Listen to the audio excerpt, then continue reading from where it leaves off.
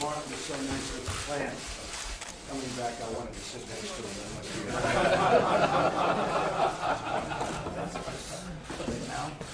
Thank you very much. This is really our first official meeting. And Andrew, it's nice to have you set everything up so well, and I hear your company's doing well. Thank you. And I really do. I appreciate it. We'll get to know each other very well. We'll have these meetings whenever you need them, actually, but I would say every quarter, perhaps. You could say monthly, but then all of a sudden, monthly becomes repetitive, as we know. It sounds good, but then you have to do it, and it's like, gets a little repetitive. But I would say probably on a quarterly basis. You are great people. You've done an amazing job, and the biggest in the world. And this is a worldwide meeting. And what we want to do is bring manufacturing back to our country. Vice President Pence, good morning, is very much involved with me on that. It's one of my most important subjects. It's what the people wanted. It's one of the reasons I'm sitting here instead of somebody else sitting here. And I think it's something I'm good at. We've already had a big impact. And I want to thank Mark and Ford because you've been great. I think Maryland is going to be terrific. We're going to find out soon, right? That's Lockheed Martin.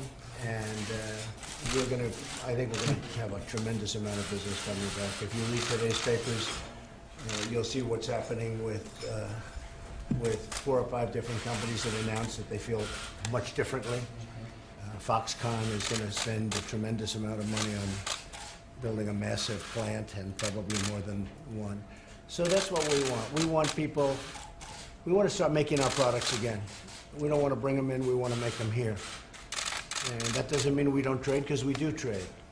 But we want to make our products here. And if you look at some of the original great people that ran this country, you will see that they felt very strongly about that. Going to make your products. And we're going to start making our products again. And there'll be advantages to companies that do indeed make their products here. So we've seen it. It's going to be a wave. You watch, it's going to be a wave. And I've always said, by the time you put them in these massive ships or airplanes and fly them, and I think it's going to be cheaper. Now, what we're doing is we are going to be cutting taxes massively for both the middle class and for companies, and that's massively. We're trying to get it down to anywhere from 15 to 20%, and it's now 35%, but it's probably more 38% than it is 35, wouldn't you say? That's a big thing. A bigger thing, and that surprised me, is the fact that we're going to be cutting regulation massively. Now, we're going to have regulation, and it'll be just as strong and just as good and just as protective of the people as the regulation we have right now. The problem with the regulation that we have right now is that you can't do anything. I have people that tell me they have more people working on regulations than they have doing product, and it's out of control. It's gotten out of control. I'm a big person when it comes to the environment. I've received awards on the environment, but some of that stuff makes it impossible to get anything built. It takes years and years. You can look at some examples. I read one recently where a man's been trying to build a factory for many, many years, and his vote was going to be fairly soon, and he gave up because he wasn't going to win the vote.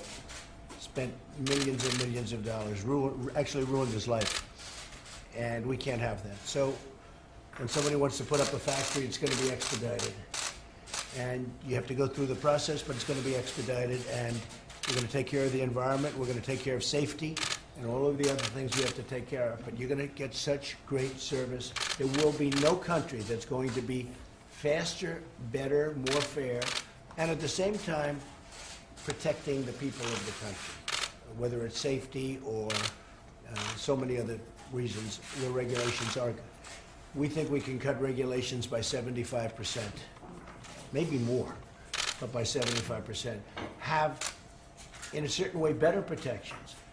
But when you want to expand your plant, or when Mark wants to come in and build a big, massive plant, or when Dell wants to come in and do something monstrous and special, you're going to have your approvals really fast. Thank you, sir.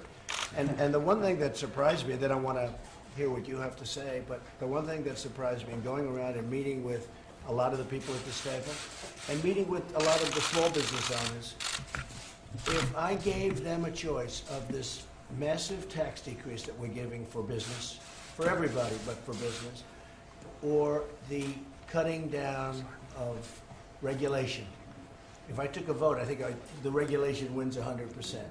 Now, in one case, it's hard dollars, and in the other case, it's regulation. You would think that the regulations would have no chance.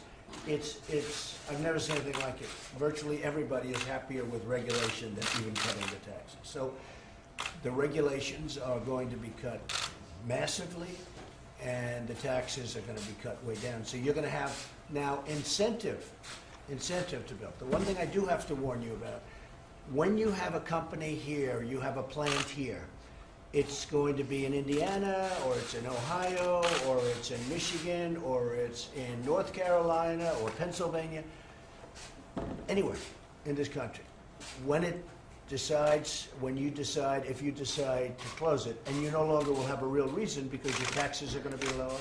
And by the way, if you go to another state, that's it. That's great. If you can go from Ohio to Indiana or from Indiana to Ohio, that's fine. So you have 50 great, wonderful governors to negotiate with. So it's not like we're taking away competition.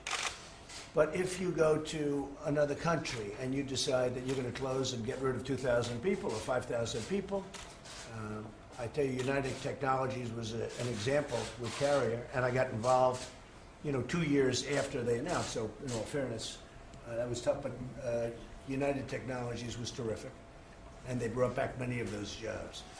But if that happens, we are going to be imposing a very major border tax on the product when it comes in, which I think is fair, So a company that wants to fire all of its people in the United States and build some factory someplace else, and then thinks that that product is going to just flow across the border into the United States, that's not going to happen.